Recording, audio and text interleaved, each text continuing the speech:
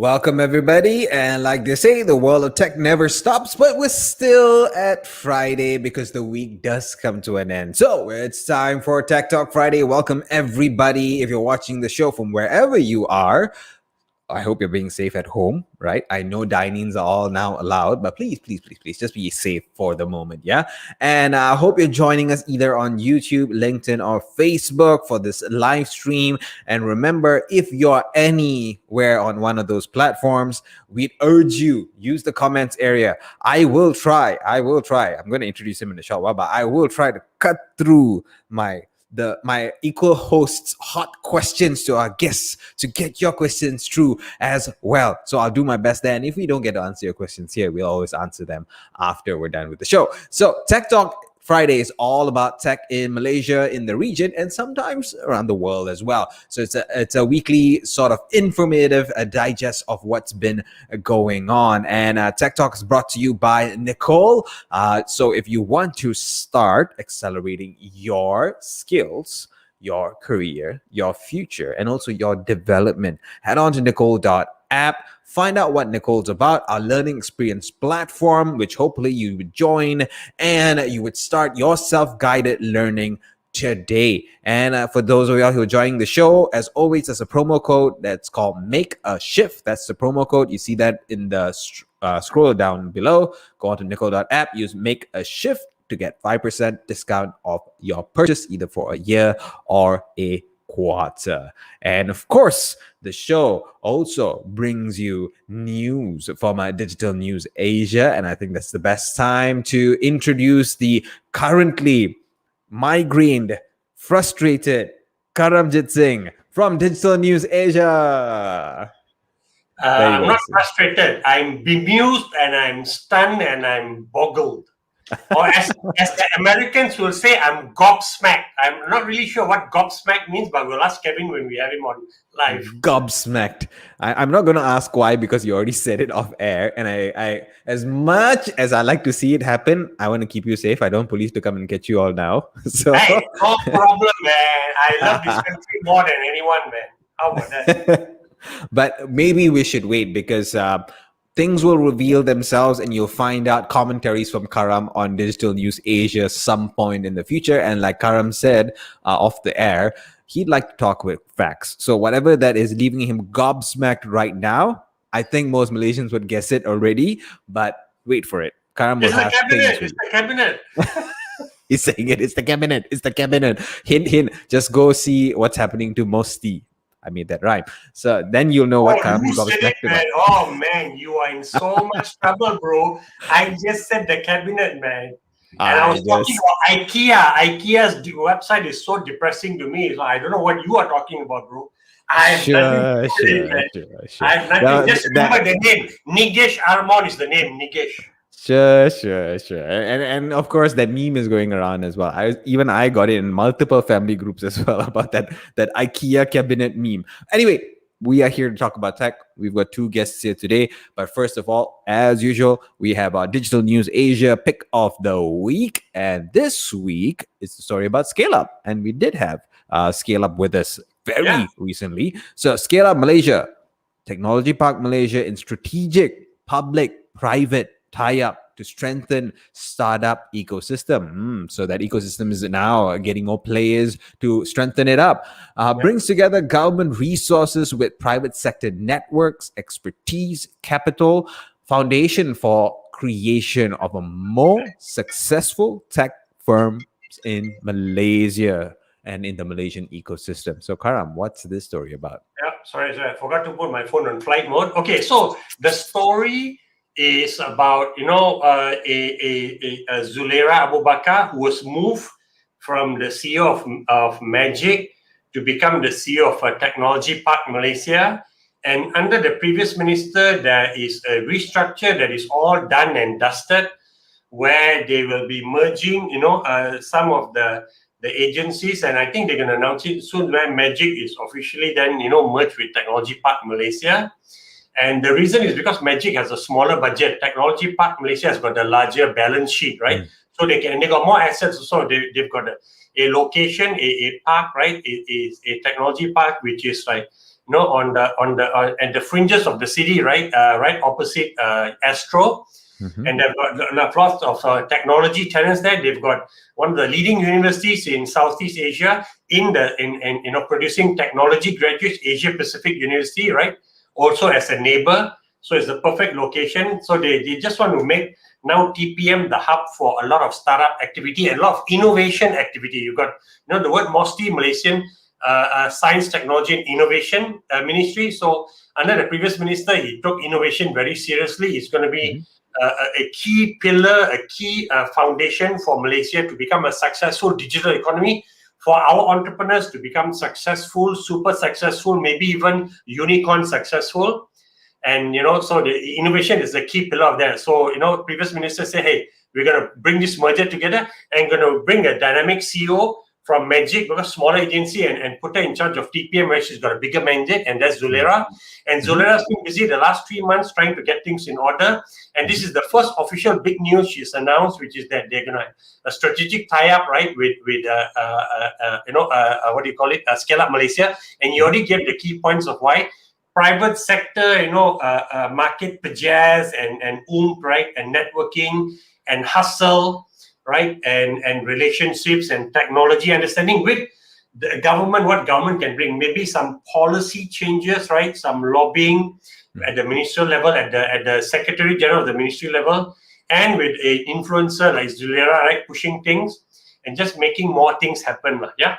And it is the first tie-up, and I like it because Scale Up Malaysia is an incredible group of people there, and I think that by some coincidence, the two people we have on the guest, Pennie from Homa, is also actually in one of the Scale Up Malaysia cohorts, right? And she announced raising a few million ringgit last week.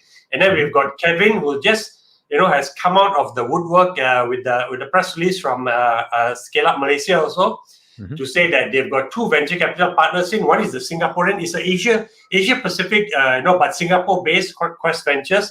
And now we've got an American-based VC. So you can see that basically Scale Up Malaysia is continually making all the right moves and bringing in incredible partners to strengthen their play as a key player in the Malaysian ecosystem. And of course, it's a no-brainer, but it's easy to say no-brainer, but Zulera has seen the value of us partnering closer with Scale Up Malaysia. And that's what this is about. And the post we shared on LinkedIn has done very well. So a lot of people are excited by this collaboration. And to see what both parties, and this is a case where when you bring 1 + 1, it really equals to 3. And it's going to be interesting to see what changes they make or what they do together, right, to strengthen our ecosystem. And you've got Doc Siva there also, commenting to say that, we'll continue to support the government, providing market access capital, and towards creating a vibrant entrepreneurship ecosystem. It's all about the ecosystem, and this is the two players of the ecosystem coming together and creating, I think it's going to be a win-win situation. Irrespective of who the minister in MOSTI is, these guys are going to power ahead, and I think they're going to do amazing things. With the support of everyone out there, right? Don't just lean back and say, hey, what are you guys going to do for me? I need help, right? All of us have to lean forward and stand up and step up and play our role. Then we'll see an incredible, amazing ecosystem in this country. For sure. For those listening, and you heard him say it, Karamjit Singh from Digital News Asia, he said it, he just said it. So if anyone wants to find him today because he said something very controversial, Karamjit Singh. You said it first, man.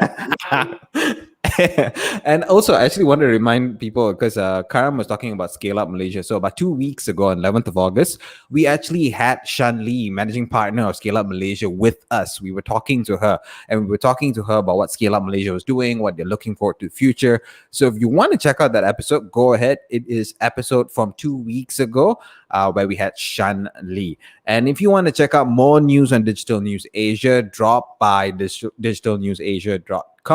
There's tons of news every week. There's something being revealed. Karam's working hard there, finding out what to write about. Oh, Rupa, I haven't seen you in a long time. Wonderful to see your comment. Could we have her comment up? Thank you, Rupa. Yes, Rupa agrees. Scale Up Malaysia is going to make a great difference. And I agree as well. We had a really good conversation with Shan Lee, which gives us, and I think, Karam, you agree, a lot of positive vibes of what the possibility of the Malaysian ecosystem is going to be like. Yeah. So It's now, going to be rocking, man. It's going to be rocking. All right. Regardless what happens, it's going to be rocking. So, ladies and gentlemen, time for this week's episode and time to get this week's guest on air with us. But we'll go one by one. And before we start, like the comment that came up just now, leave your comments with us. Or if you have questions, leave it with us, whether it's on LinkedIn, Facebook, or YouTube, wherever you're watching from. Leave the comment. We'll bring it up. If you have questions, I will try to find space to bring up your questions to ask our guests. So speaking of which, let's have our first guest. And this is going to be, last week we had someone talking about the construction and tech and construction. This week as well, it's how Homa solves construction industry pain.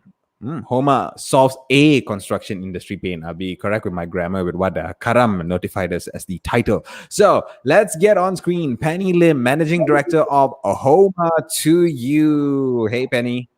Hello, guys. Hello, everyone. Hello, Kara. Hey, Pennie. So this is Pennie with not with a Y, but double NIE. Okay, very important. It's the first Pennie with a double NIE I've met in my life, so I'm quite excited. Okay. Without the S, okay. Okay, come, Pennie. Let's just jump right into this. Congratulations for raising 2.5 million ringgit, is it? 2.4 million. Okay, 2.4 million. That's like about $570,000. And so you are trying to solve a pain point in the construction industry, but from actually excess or run over, a stock, which has been like a part of the business that people don't want to deal with from my conversation with you before. And you already have been in the space, and of course, you went to Australia and studied, and then did something else, and then came back. And then joined the same industry that your dad happened to be in, but you refused to join him, and then eventually he managed to get you to join him. And then you saw this pain point and you said that it's best you do it on your own. So showing me that you're a very determined, strong-minded young lady. Power to you. So let's talk about getting to the questions, right? Let's talk about the reasons why you want to do it, right, Pennie? So my first question is that what is the pain point you're trying to solve, and why does this pain point matter for you to try to solve it? I have been in the industry for 14 years already, include this year. So about 5 years ago, when I sort of like being convinced by my father to join his company, I actually saw one of these pain points is because one of my friend actually called me and said that he actually over-ordered some of the materials. It's actually technically is tiles. So he have over-ordered in due to human errors. Then after that, he couldn't really get rid of it. And it was also because of this, his company was sort of like dropped into a financial crisis. So he was like, I really need to get rid of these stocks, and otherwise, the developer's going to bill us, and things like that. So that is how I actually helped him to solve this problem without knowing that there is an opportunity that we can actually tap into. So that time I was also finding another alternative way, or I would say another leeway to the business, because what my parents' company doing is actually they are doing a very traditional trading house where we were just like buying something and resell it to the construction company and earn a little bit of margin in between. There was a very high risk business, is because it involved credit terms.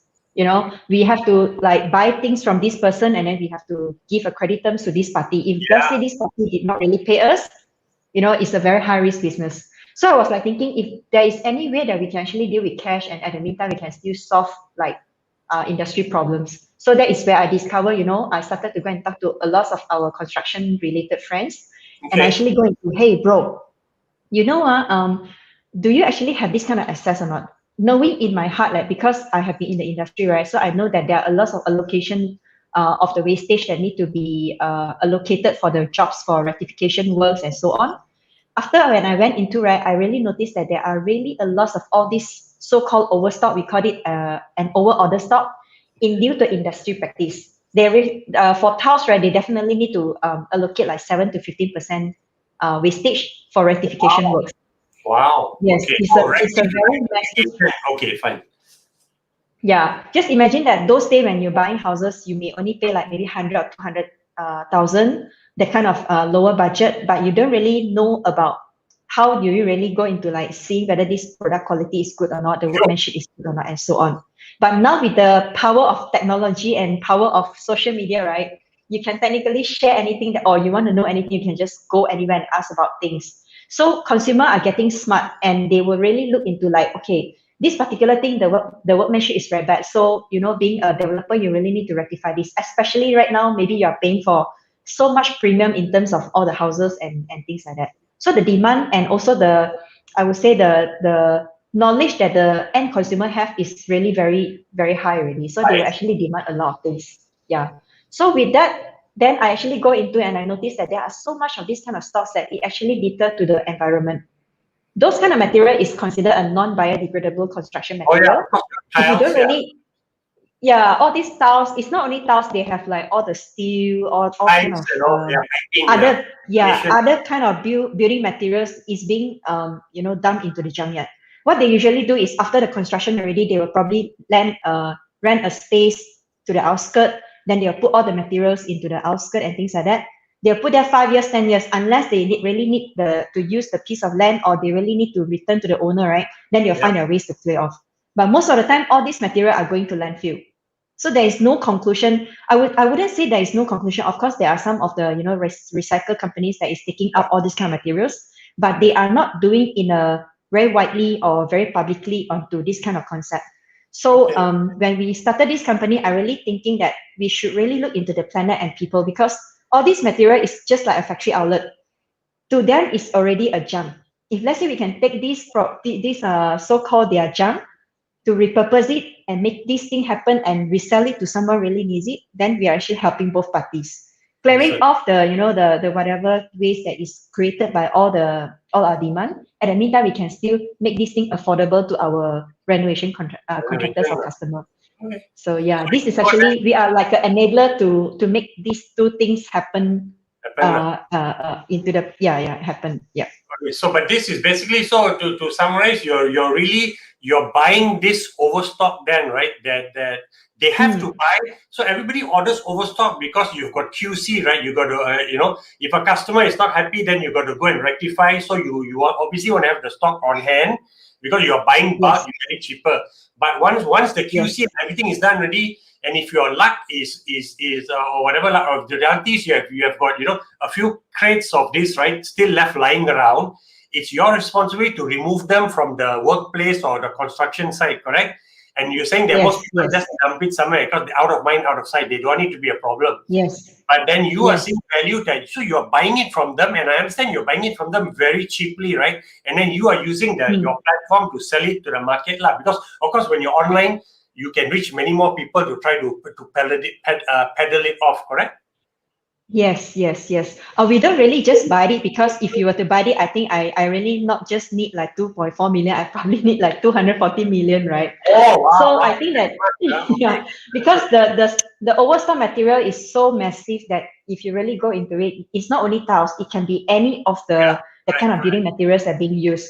So we think that it is wiser for us to go into a platform model. Hence, we are actually setting up a so-called a marketplace.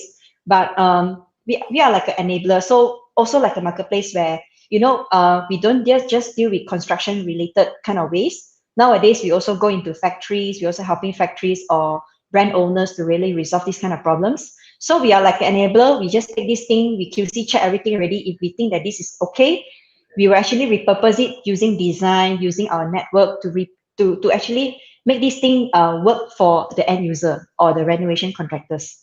So we don't just technically buy them. We are actually providing a platform for people to just trade their products and also to cash out their so-called junk. Yeah. Okay. So you're not buying it, but you're basically cataloging it and putting it online to sell, and then you're selling it for very cheap with the permission of the guy who owns the product, right? But then you're selling it at a good markup for yourself. So both win. They get rid of stock that they really actually don't want to see anymore, and they're getting a little bit of money for it, and you get a bit more of money for it, right? Yes. Just like Zalora, I think Zalora is also clearing off a lot of all these outdated stuff for a lot of brands, right? So we are actually doing the similar model as well. Fine. So now you're actually now moving to the B2C model also, which dovetails my next question about what is innovative about your solution. It sounds like you're expanding your model from B2B to this is the B2C play now, right? Or it's also the B2B, but like it's a marketing play, right? With your Homa to you, right? So tell us about the yellow box. Okay. Technically, when we started that time, we only want to we because of the very naive idea that we wanted to solve all these problems, right? So we actually go into the offline basis. Plus the material that we are seeing at the moment, right, are mainly customer really need to feel and touch and things like that. And those kind of purchases, right, is actually quite a lot of money. We are not talking about like 25 ringgit, 100 ringgit, that kind of thing. So you just imagine if you wanted to renovate your entire house, you may probably need like few thousand ringgit. You may want to say, Pennie, I do not want to make this purchase online, but I already seen everything from your website already, but I think I want to see the real thing first. But to really go into building up another, outlets or things like that, is very costly. And being a startup, we don't really have that kind of luxury to really start something off like that. So just last year, we were talking, I was talking to my mentor. So my mentor was like saying, how can you actually go into sustainability? Sorry, hold on. Your mentor is from Scale Up Malaysia, right? You are in the Scale Up Malaysia cohort 2, right? Okay. Yes, I'm actually in the cohort 2. So we were actually discussing with Renu and the whole team, and also Dr. Michael Teo is actually my main mentor because I share a lot of things with him. So through this kind of mentorship, I was like, okay. Sorry, hold on, Pennie. Dr. Michael Teo, you mean the PKT Logistics guy? Wow. Yes. You are lucky to get him as a mentor, man. Awesome. So it was through one of the session where we actually had a Bakute session. Then he was like asking, Pennie, you need to really bring your products closer to your customer, and how can you actually build a sustainable business model? Because at this kind of pandemic, it is not advisable for you to go and spend a lot of money to go and build a lot of things. Especially, you cannot be going into giant kind of setup. Being this kind of pandemic, you really need to go into a very safe mode. So after I come back and think about, I was like, okay, why don't we actually use a second-hand shipping containers to infuse the technology side? Because a lot of people is already going online and check out the products already. But because our location is actually located in Klang, how can we actually get this model to go into closer to our customer? It's only through this kind of methods, right? Yes. Ampang, you may have we do have customer coming from Nilai all the way, Cheras and so on. So we actually innovated using the second-hand shipping containers to stuff up all the products. So this is like a mobile kind of material library. But this library, we cannot just simply chuck anywhere, right? So we are thinking, okay, since we have been repurposing overstock, why don't we go into repurposing overspace? So that is where we come about. Okay, we a lot of this kind of hardware shop that that kind of hardware depot that they actually have a land that they don't actually trade the things that we trade. Why don't we actually exchange a value by collaborating with them, by putting our box over there with them? They are also serving the same customer as us because they are also serving a lot of end user, contractors, interior designer, architect, and so on. Then we can actually exchange value. So this is where we actually innovated this. But the problem is, if you were to leave the box there, they are not like very familiarized with the thing that we are doing. How do they actually get the customer to convert? So we decided to, QR code is something that a lot of people are very familiar right now because of the MySejahtera. We have to thanks to the pandemic in a way. So we are thinking like, okay, why don't we have all the products have a QR code? So whoever the customer go inside, they can actually check all kind of products info, the stock availability, what kind of offers that you have by viewing the products from the box itself, the real products, but you can actually see the information through the apps itself. So with that, once you're checked out already, you don't really have to stock out any stock from the stockists. We will just deliver to your doorstep. So this is like a very sustainable thing because we actually spend less than 40,000 for one box. So imagine if today I want to get the box per box is actually less than 40,000. So we don't really have to have someone to station there. We just have to have a virtual customer service individual. Let's say if our customer actually go into the yellow box, they can just browse through, things that they want to see. If they really have a problem, they can just use their WhatsApp to connect to our people. We can actually help them to solve any of the problems. Okay. Really need to thanks to the pandemic because a lot of our customers really don't come to the showroom, but every time we will just send them some pictures and things like that, they will just convert. So I think moving forward, this is something that we think that we have did right during the pandemic. Yeah. So this is so for those of you who are not Malaysian and you may have caught Pennie saying she met her mentor over Bakute, please go and do a Bing search. This is not a Google friendly show. We are Bing friendly. Okay, bing.com. What? You'll find the same information, and you can see what it basically is. It's a very unique, Malaysian Chinese meal that is best consumed late at night for some reason. I don't know why. Tastes better when you have it late at night. So just go and check it out. And what is this? When are we endorsing Bing? I didn't know Bing, that. right? We must support the underdog. Although in this case, the underdog is a gazillion-dollar company also. Exactly. Right? The quadrillion-dollar company, right? So anyway, I like to use Bing, and I like to give I used to know the Google country head for Malaysia. He'd always get a shock when I say, guys, go and Bing it. He said, no, I think you're going to the wrong one there. Anyway, that aside, sorry. So this box basically is kept like at the entrance or in the garden area of this like warehouses, right, or locations where contractors and your customer base or even individuals are already going to get other things, and you place it there so that they can go and look at the kind of stock that you have, but it's all digital. As in QR code, they can check, but they can also touch and feel and look at the colors of many of the products, right, you have in there. Yes, exactly. Because we are putting like more than 1,000 design. Let's say, imagine if you were to use 1,000 kind of SKU inside. So it's like a no-brainer thing. If you were to use the traditional way, you want to put in 1,000 kind of products, right? Most of the people think, I need to set up this, 3D design for people to see, that kind of thing. But since we already have all the products and pictures, already completed pictures, right? And most of the people nowadays would like to look at the real thing and the real pictures, like real time. But if you were to go into the traditional way of setting up all these 3D and things like that, you may need to change every 6 months or 1 year. And it's like you said, you probably need to spend millions to have the 1,000 designs to be displayed.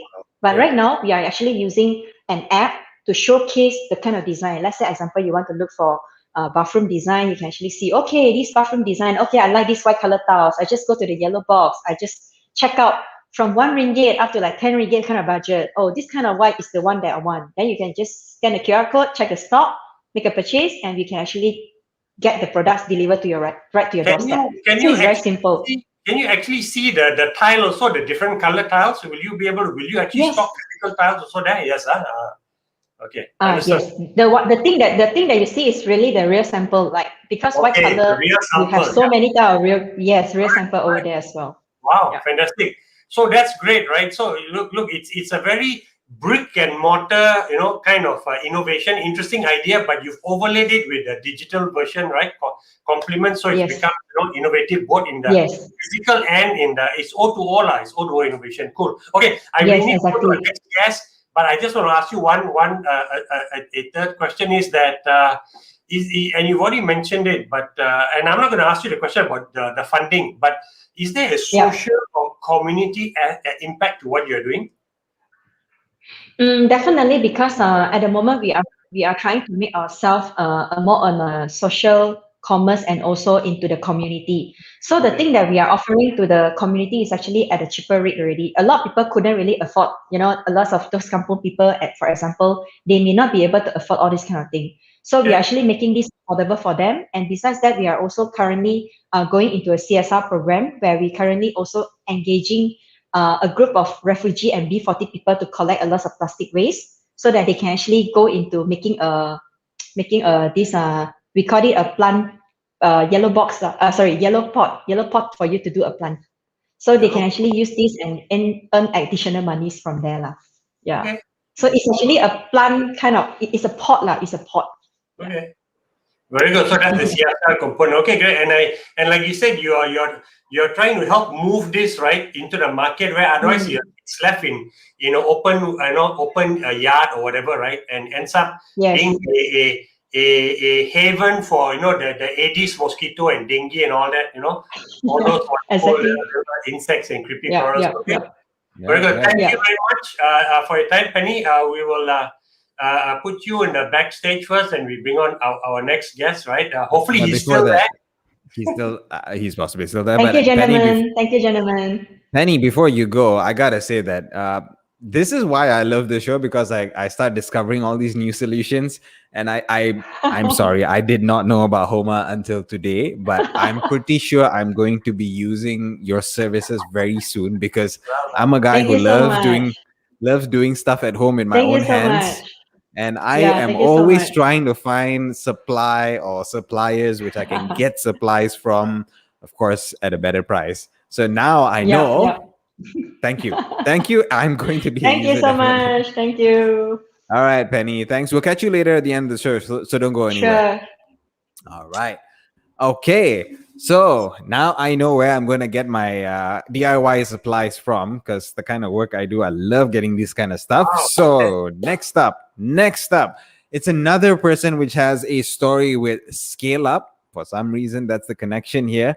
And let's bring him on. We actually were talking about a few things backstage. So what does a US VC, Indelible Ventures, see in Malaysia? We got Kevin Brockland, the managing director of managing director of Indelible Ventures. But before that, Kevin, could you do us something?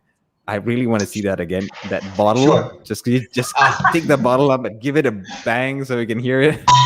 There you go.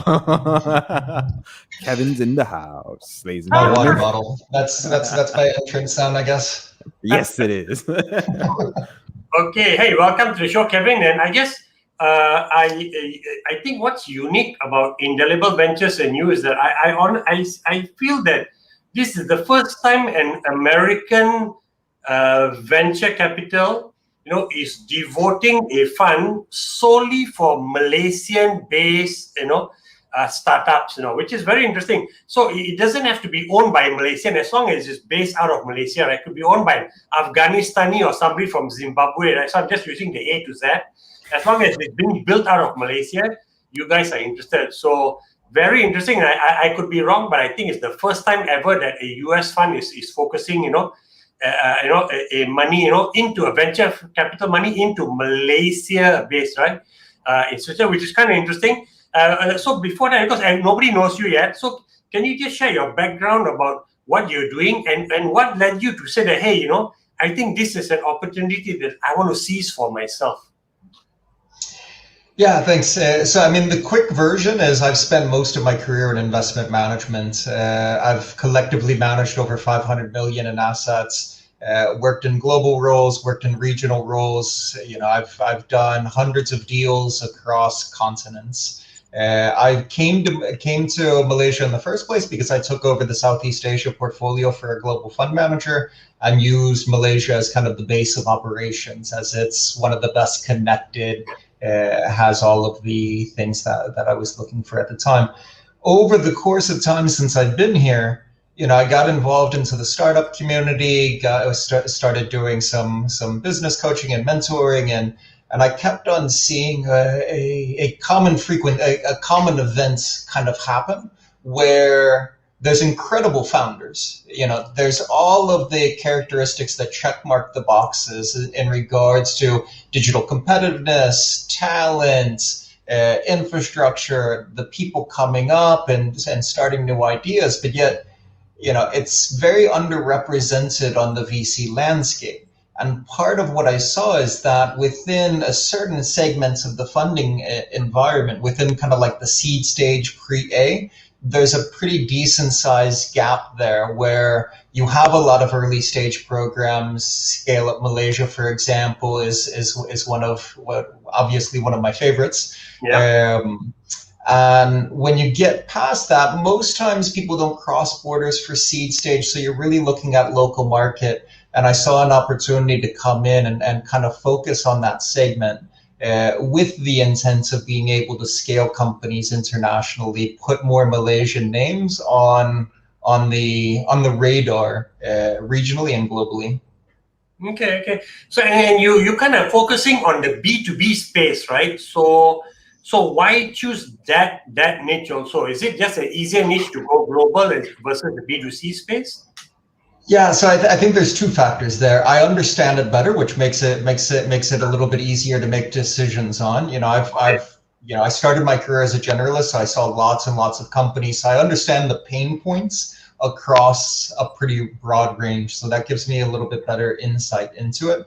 And the second thing you nailed, I think B2B, when you look at the ease of expanding internationally, you really have to kind of focus on, and what we do is we look at what's the commonality of needs across borders. And when you start talking about B2B products, you have a pretty high commonality of needs. So when you're thinking about needing to localize and these additional costs in order to adjust your product for a local flavor are not as high. So you have a more straightforward path in order to enter.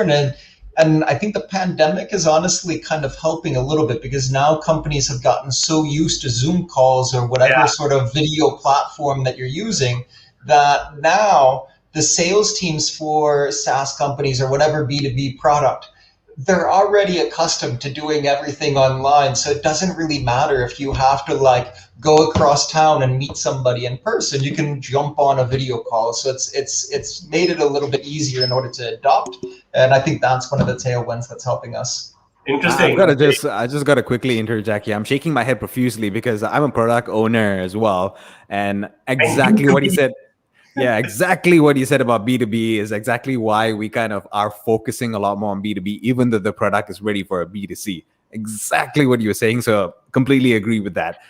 Linearity of scaling up to B2B approach.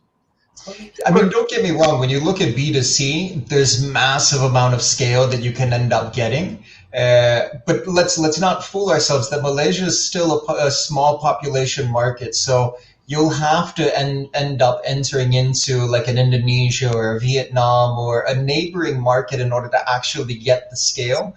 Whereas with B2B, there's so many avenues in regards to the types of channel partners, the way that you can end up doing the sales channels in order to enter a lot of markets without a lot of the challenges that B2C does. But again, tons of opportunity in B2C, but we've just focused on B2B.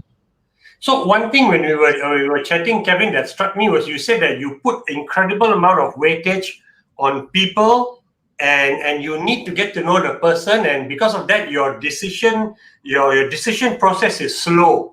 And explain why. And you already mentioned a lot of amazing entrepreneurs in Malaysia. So for those who are listening and may say, "Hey, man, I want to introduce my product to Kevin," right? So of course they can email you or whatever, but how long would it typically take kind of engagement, before you get to know people? Because before this, you are mentoring people and you had that nice, without any pressure, 6 months, 9 months engagement. Man, this guy is really interesting, or she is interesting. How does this work then? Yeah, so I mean, there's not like a fixed sort of time period. What I'm really trying to get at is to get a good feel for the individuals. So before I get to the time period, let me give a little bit explanation on why the people-centric approach. And it's really because when you're looking at the early stage, products will change over time. You'll pivot. It's not a straightforward path. There's a lot of VCs that use the analogy that in the early days, you're in the jungle without a path and you're just trying to figure out where the heck you're going. And then finally you come out to the dirt road. It's still bumpy. It winds all the place. It's certainly not smooth. And then once you get to a certain size, you're on the highway. And so when you look at like being in the jungle, finding the dirt path, it's really about the individual at that point, because you need to have that kind of combination of the passion to keep on moving when life gets difficult, the knowledge of what you're doing, and that sheer hustle. And that's what I'm looking for out of the individual. So it's just kind of a matter of time of how long it takes in order to get that comfort. If a company's going through rapid changes and you get to see them go through a crisis and manage it well, that time period can be compressed. But to be honest with you, most times companies are fundraising, things are already going pretty well. So you don't really get to see kind of them walk through the fire. True. Oh, okay. So you really want, and I think you're saying that you when you come in and you've already made 3 investments in Malaysia, so you kind of like to play the CFO kind of role, right? Which is where you can see a lot of efficiencies that can be, weaved into a company, right? Yeah, exactly. When you see companies coming out of the very earliest of stages, they're heavily focused on product and tech, and that's fantastic. But once they get into like that seed stage and moving forward, they really need some additional help and firepower on kind of the business strategy side. And so we essentially act as like an outsourced CFO, to where we're not keeping the books, but we'll help to get into the numbers, have conversations around your operating metrics, and use data points and help create those feedback loops, so the companies are better able to understand market responses based upon actual results, compare that to what their expectations were, and be able to get those iterative processes moving at a better pace. So that's valuable. Your long history of working in this space, right, with large companies also gives you a lot of depth and experience of what has worked, what hasn't worked, right? And you're essentially bringing that to the table also. So, you know, when people are, I guess, getting Indelible Ventures, it's your 2.5 decades of being, you know, managing, you said, $500 million US in total, right, of funds at one point or another. So that comes to the table and it's on their right shoulder, right? So you're there with them. So, okay. And also helping them, you know, get into the US market, I guess, right? So, and it's a lot easier if you got somebody who's already American speaking that Texan drawl or whatever, and you're getting that meeting or whatever. I think that's another key, because having worked in a number of different countries, one of the biggest things that we're trying to do is leverage our network in order to help companies find market opportunities in additional countries, whether that's in the US, whether or not that's in the region, or wherever it may end up being. I think that's a critical point. So being able to understand kind of the dynamics that are happening in different markets and help that company scale, because again, what's going to end up, in my opinion, what's going to end up helping the ecosystem is if we can put more Malaysian names on the radar globally, to where it's a recognized destination of, hey, this ecosystem is creating these superstars, and people are recognizing in San Francisco, in London, or wherever kind of like the hub of finance is. Singapore obviously already knows about Malaysia because they're right there, but London, San Francisco, New York, getting some of these other sensors focused on it. The more names that we can put out, the more cash is going to start coming in, the more entrepreneurs are going to start saying, hey, I'm going to end up taking that risk as well. And it's all going to kind of create that virtuous cycle to help the ecosystem. So we're hoping to be able to play a part in that.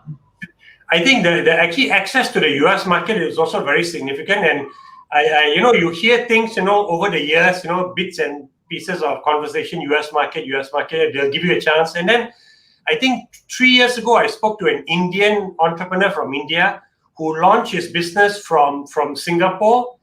And then he said he focused on the US as the first market for his product. And he said that the US is by far the best market in the world to introduce a product, you know, even if you don't have it already being sold in your home market, because the market there, they will listen to you, your pitch, and if they like what you're trying to solve, and if the technology works, they will give you a chance without you having already, you know, show me $1 million US of revenue, then I'll talk to you, right?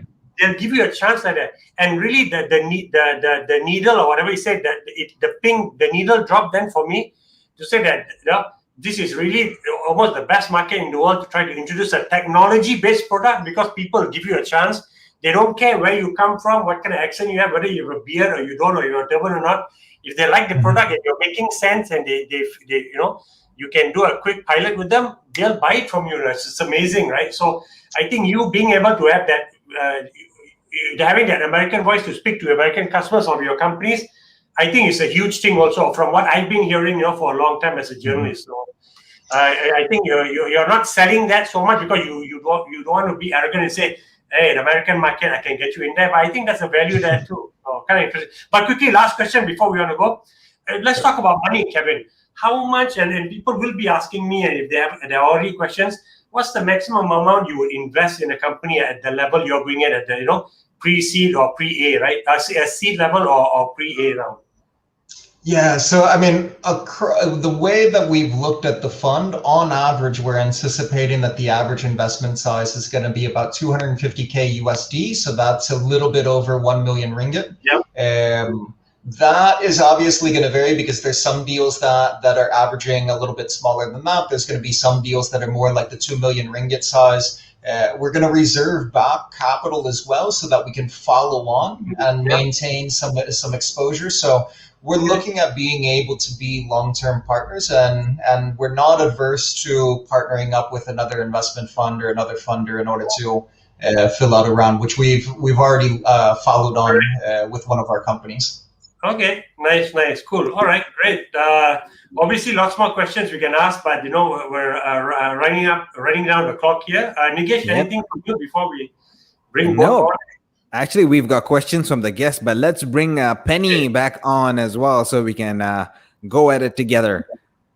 All right, welcome back, Pennie. And it's awesome to see that. Could we have these comments up from Pennie and Michelle as well? Pennie's making a lot of friends. So she's been saying hello to everybody. So nice of Pennie. Everybody making friends on this show. So nice. Anyways, speaking of questions, let's go to Kevin first with this question. And this actually came from Rupa, who dropped a comment in quite early on. And interesting, she asked this question because, Kevin, before the show started, we were talking about why you're using a metal bottle. And that kind of alludes a little bit to perhaps the way you look at things, right? So her question here is, how important are ESG and sustainability considerations for overseas investors into a Malaysian scale-up space? Yeah, so I'll answer this in two parts. So the first part, I'll talk about myself. I've spent the last decade working with impact investors. So while we haven't explicitly said that Indelible is an impact investor, that inherent bias in me in order to do good is going to be present there. So we're looking at companies that are going to have positive social impact, but it's not written into any of our stats. The other side of it, just like any other consideration, is that there's different groups of funders that are focused on different things. More and more funders in the US, in Europe, they have ESG very high on their priority list, more so than ever. It's become so necessary to see people doing well. One of the things that we actually did at Indelible, I will say this, is that we actually signed, there's an oath that was developed by Founder Institute in San Francisco called the Mensarias Oath, which is basically saying that we're trying to do positive things by leveraging risk capital as a venture capitalist. Right. Thanks for answering that question. And it's interesting that you say that, because even in what Pennie does kind of is helping along those areas, right? Because she's actually taking things that is really useful, but people consider as waste, and actually takes up space, damages our environment if it just continues being there, and actually people get to use it. People like me who like to do things at home get to use it. So Pennie, we've actually got a question from a viewer, Eva Lim. And her question is this: our suppliers on Homa platform consist of both local and foreign manufacturers or brands, and how do you manage that? I would say that those items or suppliers that in a platform consist of both local and foreign manufacturers, because we do have a lot of traders are bringing products from overseas. So we are actually working with both of them, but most of the stocks is actually based in Malaysia. Because we haven't really explored the regional expansion yet. So most of the products or the sellers are still based in Malaysia. Right. Okay. Thanks for answering that. And Pennie, I've got a question for myself as well, because you really kind of explained what you do, but I'm curious about what you're looking forward to. What is Homa looking forward to in the future, like in the near future, to do? Definitely our mission will still be looking into how we can repurpose more of those kind of things that we can actually make an impact to the community. Because our business, when we started, it's a no-brainer when I say that it's not focusing on profit, especially when I have investors looking at me at the moment.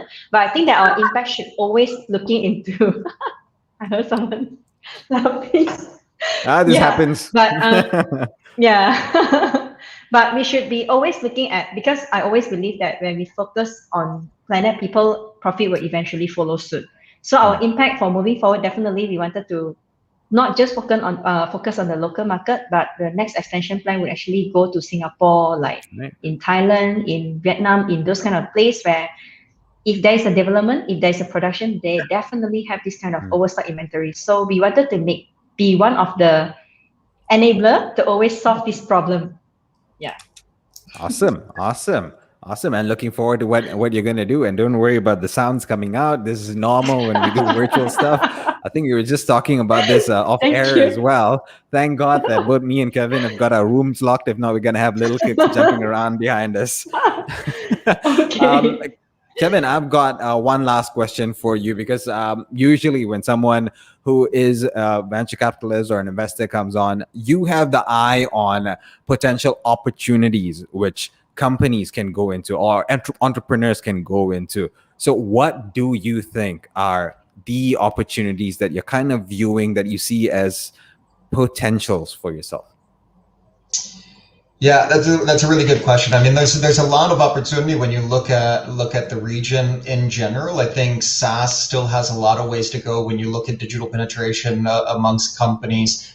Future of work is going to be a big thing because of the way that things are going to be post-pandemic. I think circular economy, which I would actually probably put Homa to you in, is also going to be a big thing, because there's certainly going to be more and more concerns about being efficient with the resources that we're using. But there's just so much coming up that it's hard to capture it all. And every day I'm seeing entrepreneurs that are doing things that, are brand new ideas to me. So. Right. And yeah, this is the world we live in, right? Because when there's a challenge, there's always opportunities that's going to arrive, because we got to survive, and to survive, we got to create new things. So on that note, we've come to the end of the show. We've got one last comment which came up, just saying hi. Guys, come on, show Kevin some love too. Gotta say hi to Kevin as well, Penny's getting all the love. Hi, Eric. It's one Kevin's money, man. Invest in us. All right. So as we come to the end of the show, a few things that we got to mention. Of course, if you want to connect with our guests, the easiest ways is to actually connect with them, I think, via LinkedIn. And Kevin also has his email as well, right? So for Penny, this is the email that you see, penny@homa2u.com. And if you want to connect with Kevin via email, that's kevin@indelible.vc. Right. So those are the best ways to connect with them. And also, now this is the plug point of the show that I got to mention this, that this whole quarter is actually part of our Make a Shift campaign that is going on. So last week we had a full week of events with a lot of shows. We're going to have the same kind of thing happen next month as well. And there's going to be some great announcements coming up for both one of our partners, Anthony Trucks, because he's the master of Make a Shift for yourself. So some announcements coming out over there, and some announcements coming out soon about a summit we ran last year, which we're bringing back again, but we're going to make it run for the whole year, called Bounce Back. So something coming up on that as well. This is going to all be happening within this quarter, those announcements. And of course, for startups, entrepreneurs, SMEs out there, we did launch a survey that we're doing. Actually, for some who have already filled up the survey and gave us answers, we are already interacting with them. This survey was all about to find out what were your challenges, because we wanted to figure out how we can start solving those challenges, either through learning and development or through connecting you with others who potentially can solve your problem areas. So go over to that link that you see below. Fill up the survey. That's really helpful. It's actually been helping us do good for all of you guys out there. So do fill up if you have the time. So on that note, Tech Talk Friday is brought to you by Necole. And for companies out there who want to know how Necole can help you, go over to necole.tech to find out the solutions for you. Remember, if you want to find out the latest happenings and news on the world of digital and tech, go over to Digital News Asia. If you now want to join me as a fanboy of Homa, go into your services. You're going to be doing it. If you want to find out more about Kevin, Indelible Ventures, and what they're doing, remember the email, connect with them. And also, Scale Up Malaysia Accelerator. Hi, Kevin. You get some love from Scale Up. There you go. All right. And also, our producer, Shashi, in the background has been messaging and saying, can we get Karam to sing Negaraku? Please, no. I want to save my ears. I want to save everyone's ears here. I do not want to hear Karam sing. But actually, the reason behind that... I got to stand up and sing, then you can't see me. Cannot. Karam, please don't. Okay. But the reason why he's saying that is we are going into Independence Day week, Merdeka week next week. Yes. Oh, yes. I think it's 64. Yes, it's 64. 64 years of independence this coming Tuesday. So to all Malaysians who've been watching the show, hearing us, and this is pre next Tuesday, Salam Hari Merdeka to all of you, and thank you. Have a wonderful celebration next week. That's it from all of us. For myself, Karam, Pennie, and also Kevin, take care, everybody, and have a wonderful weekend. Bye. Bye.